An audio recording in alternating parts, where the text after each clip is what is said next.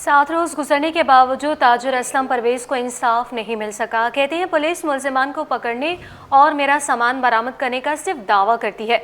20 जनवरी को कयूमाबाद पर ज्वेलर्स में 80 लाख रुपए से जायद की चोरी हुई थी। बात करेंगे मुबशिर हुसैन से, बताइएगा। जी बिल्कुल, जैसा कि Qayyumabad B area Madina jewellers पर 7 रोज़ कब जो है एक बहुत बड़ी वारदात हुई थी। 80 लाख रुपए जो है वो मुल्जिमान आए, ताला तोड़ा दुकान का और लेकर जो है वो फ़रार हो गए। 7 रोज़ गुजर जाने के बाद भी जो है वो पुलिस मुल्जिमान को गिरफ़्तार करने में नाकाम नज़र आ रही है। मैं उसी मकाम उसी दुकान पर मौजूद हूँ, मदीना ज्वेलर्स पर। मेरे साथ ताजिर हैं असलम परवेज साहब। सर बताइएगा कि 7 रोज़ गुजर गए हैं अब तक मुल्जिमान को, इस हवाले से आप क्या कहेंगे? 7 दिन गुजर गए जी, ठीक है। मैंने इनको तमाम फोटोज़ वगैरह और तमाम इनको मालूमात दी है, फिंगर भी दिए हैं। उसके बावजूद मेरी ये तीसरी दफ़ा चोरी हुई है। पहले घर के ताले टूटे, सामान ले गए, 6.5 लाख 2 तोले का सेट ले गए। फिर दूसरी मरतबा 13 तोले सोना ले गए। अब तीसरी मरतबा जो चोरी हुई, इसमें सर मेरा 80 लाख का सामान तकरीबन गया है, 80 से भी ऊपर हो सकता है। तो जिसमें सर अभी तक मुझे कोई भी मदद नहीं मिली और ना ही पुलिस ने अभी तक कोई चोरों को ढूंढा है। सर मेरी अपील है कि मैं तो बीमार आदमी हूँ, लुट चुका हूँ, मेरे साथ मदद की जाए। मैं अपील करता हूँ मुराद अली शाह सरकार सिंध वज़ीर आला से, मैं कामरान कस्तूरी साहब को, मैं गुलाम नबी मेमन साहब को, IG साहब को अपील करता हूँ कि मेरी खुदारा मेरी मदद करो। ऐसे ताजर टूटते रहेंगे तो कई बेरोज़गार होते जाएंगे लोग, और मेरी मदद करो। मुझे ये मेरा माल वापस मिलना चाहिए। मैं दिल का मरीज़ आदमी हूँ, मैं कहाँ तक मैं मेहनत करूँगा। अब तो मेरी मेहनत करने की भी हिम्मत नहीं है। देखना ये है कि कितने घंटे में जो है ये मुतासरा ताजिर हैं असलम परवेज, इनकी जो सामान है कीमती लाखों रुपए की मालियत का, वो इनको बरामद करके इनके हवाले करती है और मुल्जिमान को कब गिरफ्तार करके कैफरे किरदार तक पहुंचाती है। जी, जिला बस्ती में पानी के सैकड़ों गैर कानूनी कनेक्शन दिए जाने का इंकशाफ सामने आया है। एंटी करप्शन एस्टैब्लिशमेंट ने वाटर कॉरपोरेशन के खिलाफ तहकीकात का आगाज कर दिया। MD वाटर कॉरपोरेशन को नोटिस भी जारी कर दिए हैं। कॉपी City 21 ने हासिल कर ली है। मजीद बात करेंगे मिराज अख्तर से, बताइएगा। देखिए, जो बिल्कुल एंटी करप्शन के रडार पर है इस वक्त वाटर कॉरपोरेशन, क्योंकि वाटर कॉरपोरेशन पे पहले भी जो है 2 इंक्वायरियाँ मज़ीद चल रही हैं इसी हवाले से, जिसमें करप्शन की बहुत सारी शिकायत मौसूल हुई थी। पहले जो हाइड्रेंट्स के हवाले से थी, लेकिन अब जो शिकायत जो एंटी करप्शन को मौसूल हुई है वो है गैर कानूनी पानी के कनेक्शन देने के हवाले से। तो इसमें ख़ास तौर पर जो कराची का ज़िला बस्ती है वहाँ के अफसरान के ख़िलाफ़ इंक्वायरी का आगाज़ किया गया है। एंटी करप्शन इस्टेब्लिशमेंट ने एक नोटिस भी जारी किया है MD वाटर कॉरपोरेशन को, और उसमें जो है ये भी लिखा गया है कि ये जो ज़िला बस्ती का इलाका है, ख़ासतौर पे गुलबर्ग और फेडरल एरिया के जो मुख्तलिफ ब्लॉक्स हैं, इसमें 3 साल के दौरान में जो है वो सैकड़ों गैर कानूनी जो है पानी के कनेक्शंस दिए गए हैं, जिससे करोड़ों रुपए का जो है कौमी ख़जाने को नुकसान पहुँचा है। इस पर इंक्वायरी और तहकीकात का आगाज़ किया गया है। इसमें यह भी बताया गया है कि 3 साल के दौरान में और जो रिकॉर्ड उनसे मांगा गया, 3 साल के दौरान में जितनी भी नई स्कीमें पानी के हवाले से मुतारिफ कराई गई, उनका रिकॉर्ड मांगा गया एंटी करप्शन की जानिब से। उसके बाद जो 3 साल से यहाँ पर अफसरान ख़ासतौर पे एग्जीक्यूटिव इंजीनियर और असिस्टेंट एग्जीक्यूटिव इंजीनियर और ठेकेदार जो यहाँ पर काम कर रहे हैं, जो कि वाटर बोर्ड से मंजूर शुदा हैं, उनको भी उनके पूरा सर्विस रिकॉर्ड मांगा गया है और उनको भी हाजिर होने का हुक्म दिया गया है 6 फरवरी को। तो इसमें सूरत-ए-हाल ये है कि उन्होंने ये भी लिखा है कि जितने भी स्कीमें आई हैं और जितने कनेक्शन दिए गए हैं, वो कनेक्शन किसकी इजाज़त से और किसकी अप्रूवल से दिए गए हैं, उन अफसरान का नाम भी मांगा गया है। तो ये तमाम तर अफसरान को जो है वो तलब किया गया है कि 6 फरवरी को वो जो है director inquiries anti corruption establishment 2 के दफ्तर में, जो कि चेयरमैन ऑफिस में सिंध सेक्रेटरीट में, वहाँ पहुँच कर ही अपने तमाम रिकॉर्ड जमा कराएं और उसके बाद अपने अपने बयानात रिकॉर्ड कराएं और इस चीज़ को क्लियर करें कि 3 साल के दौरान में वो कितने पानी के कनेक्शन मुबैना तौर पर बेच कर जो है करोड़ों रुपये खा चुके हैं। इसकी तहकीकात अभी जारी है और 6 फरवरी को ये लोग पेश होंगे। पेश होने के बाद मजीद इसमें जो है वो तहकीकात जो है उसका दायरा वसी किया जाएगा। जी ठीक है, बहुत शुक्रिया, आपने हमें अपडेट किया। रमज़ान से कबल ही होलसेल मार्केट में सट्टेबाज सरगर्म हो गए। 2 हफ्तों के दौरान चीनी की कीमत 13 रुपए फ़ी किलो बढ़ा दी गई। चीनी 143 रुपए फ़ी किलो पर फरोख्त हो रही है। काविश मेमन से तफसीलात जान लेंगे, बताइएगा काविश। जी बिल्कुल, देखिए रमज़ान की आमद से कबल ही होलसेल मार्केट में जो सट्टेबाज हैं वो सरगर्म हैं। देख रहे हैं कि चीनी की फ़ी किलो कीमत में 2 हफ्तों के दौरान 13 रुपये फ़ी किलो का इजाफा हुआ है।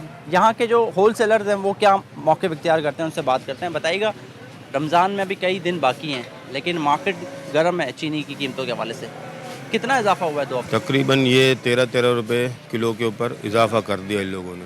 हुकूमत को चाहिए कि भाईजान इनको थोड़ा सट्टे माफिया को कंट्रोल करे और एक्सपोर्ट जो हो रहा है यहाँ पे आदमियों की खपत, आवाम की खपत जो पूरी करे फिर एक्सपोर्ट करे तो ये ज़्यादा बेहतर रहेगा। यानी होलसेल में 143 हो गया, यानी कि देखा जाए ना तो 2 हफ्तों में ये 13 रुपये किलो के ऊपर इजाफा किया गया। रिटेल में जाएगा तो तकरीबन 155-60 रुपये बिकेगा, यहाँ पे होलसेल तो 143 है। होलसेल में कीमत चीनी की मुसलसल बढ़ती चली जा रही है और यही वजह है कि इसका इम्पैक्ट रिटेल की सतह पर भी पड़ता है। और इस हवाले से जब कराची होलसेल ग्रोसर से हमने बात की तो उनका भी यही मौक़िफ़ है कि हुकूमत सट्टा माफिया को लगाम दे।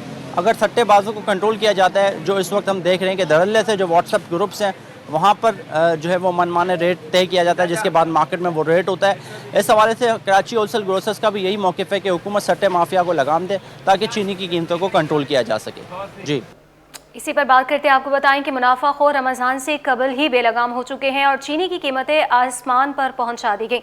इंतज़ामिया खामोश तमाशाई है। परचून में चीनी 5 से 10 रुपये महंगी, फ़ी किलो कीमत 160 रुपये तक पहुंच गई है।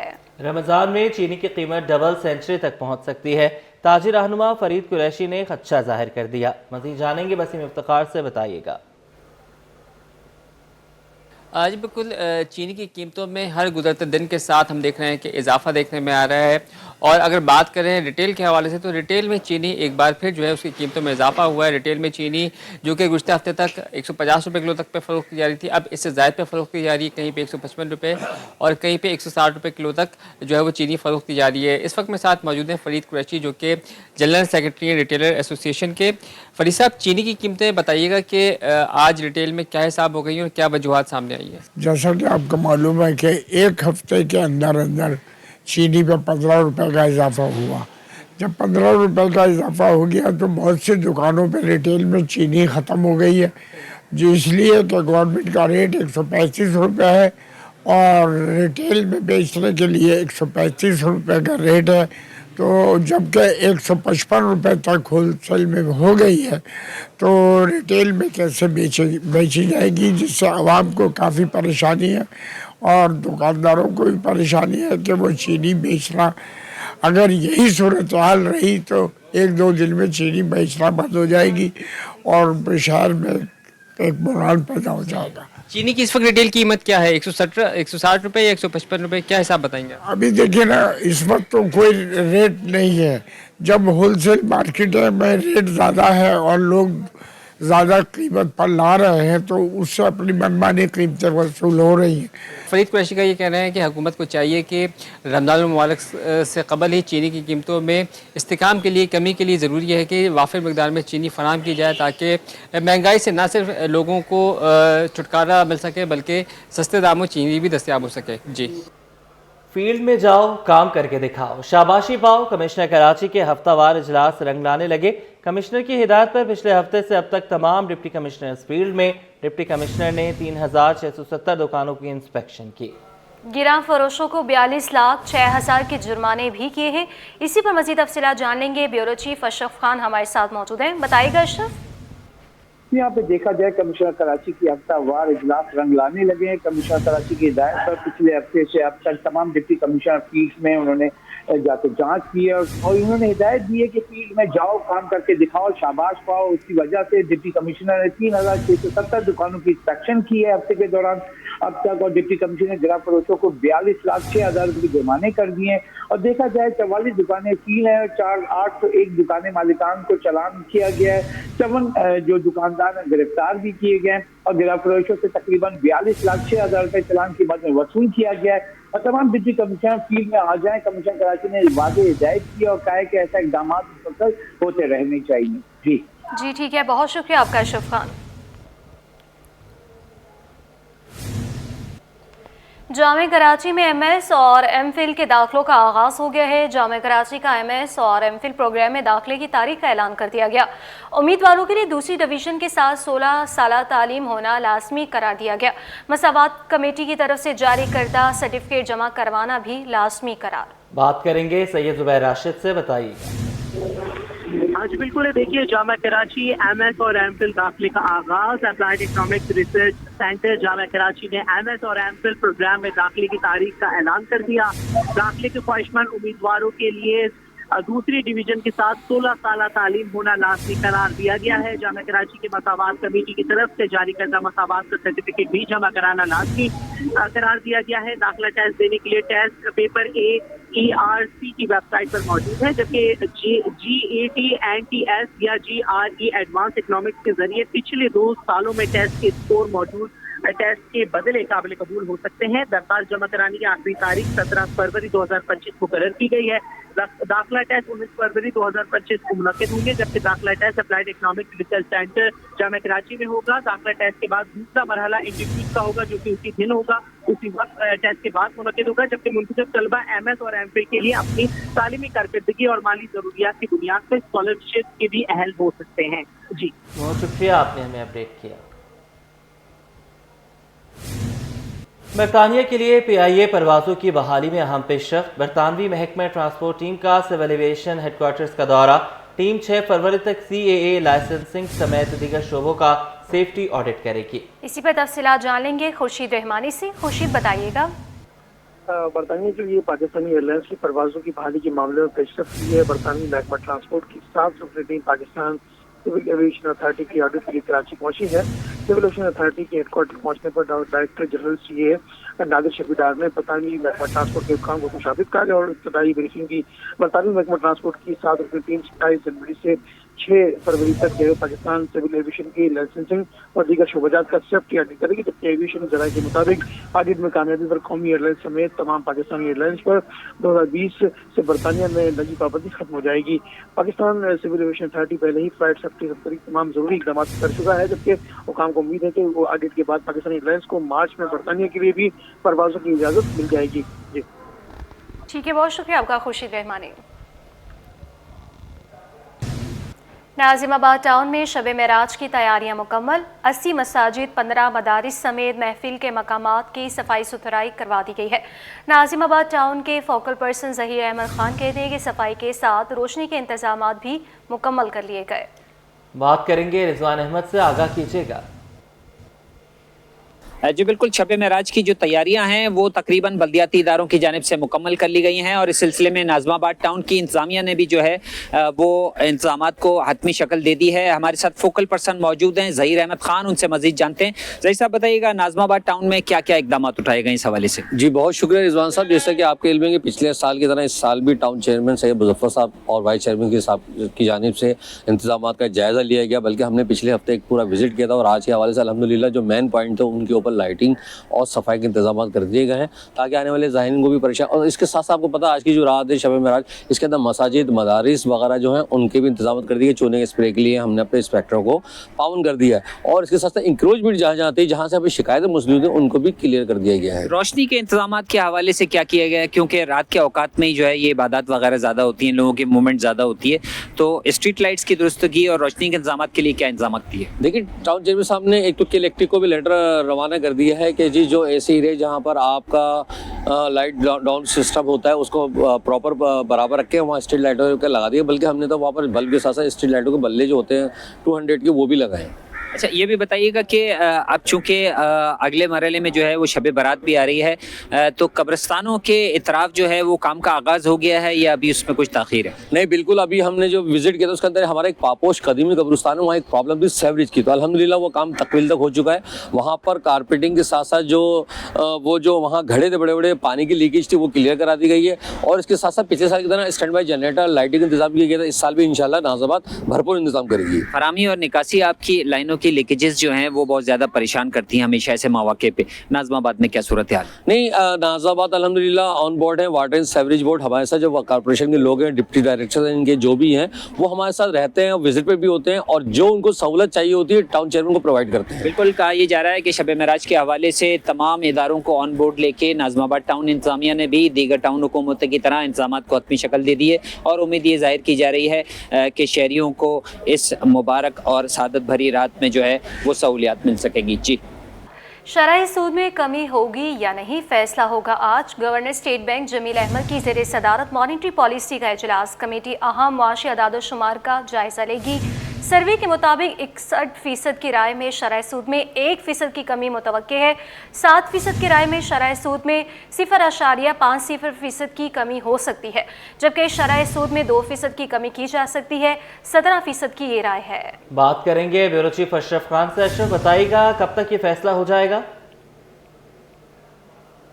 यहाँ पे देखा जाए जो मुल्की मईशत का आज अहम दिन है और इस साल की जो है साल 2025 की पहली मॉनिटरी पॉलिसी कमेटी का इजलास शुरू हो गया है। Governor state bank Jameel Ahmed उसकी सरबराही कर रहे हैं और जो कमेटी है अहम माशी अदद-ओ-शुमार का जायज़ा लेगी, जिसमें करंट अकाउंट देखा जाएगा, महंगाई की शरह देखा जाएगा और आपकी तवाज़ुन अदायगी यानी कि जो बैलेंस ऑफ पेमेंट है जो उसको भी देखा जाएगा। उसके बाद जो है मॉनिटरी पॉलिसी कमेटी फैसला करेगी कि शरह सूद क्या होना चाहिए। एक साल में देखा जाए कि जो शरह सूद था 22% पे था, उसको 9% अब तक कम करके 13% पे ले आया गया है और जो टॉप लाइन सिक्योरिटी की जो रिसर्च की रिपोर्ट है मार्केट सर्वे के मुताबिक 61% की राय में इस बार जो है शरह सूद 1% तक कम हो सकता है, जबकि 17% की जो राय है मार्केट सर्वे में वो कह रहे हैं कि 1.5 से 2% तक शरह सूद में कमी की तवक्को कर रहे हैं। और यहाँ पे देखा जाए सबसे अहम जो करंट अकाउंट है मुसलसल 5वें वहाँ सरप्लस रहा है और दिसंबर में जो महंगाई की जो रफ्तार है वो देखी जाए पिछले साल के मुकाबले वो तकरीबन 81 माह की कमतरीन सतह 4.1% पर आ गई। इसको देखते हुए कहा जा रहा है कि शरह सूद में मजीद कमी होगी। इस वक्त मौजूदा शरह सूद जो है 13% है। फेडरेशन हाउस कराची चैम्बर इनकी बात करें तो वो ये मुतालबा करें कि जब महंगाई की रफ्तार जो है 4% के करीब आ गई है तो अब शरह सूद भी सिंगल डिजिट में लाया जाए। जैसे कि हमने मुख्तलिफ जो गुज़िश्ता एक हफ्ते में जो सर्वे किया है हमने, तो बिजनेसमैन मुतालबा करें 3 से 4% कमी होनी चाहिए। लेकिन हकीकत में बात करें कि आलमी मार्केट में खाम तेल की कीमत भी बढ़ी है। दीगर अगर हम देखें जो आगे चल कर जो खदशात पैदा हो रहे हैं कि अगर पेट्रोलियम मसनूआत की कीमत बढ़ती है, जैसे कि गैस की कीमत भी बढ़ा दी गई है ईसीसी की जानिब से, तो उसका असरात जो है महंगाई की रफ्तार में पड़ सकता है। इस खदशात को देखते हुए मार्केट सर्वे में कहा जा रहा है कि शरह सूद हो सकता है 1% कमी हो जाए। ठीक है, बहुत शुक्रिया आपने हमें अपडेट किया।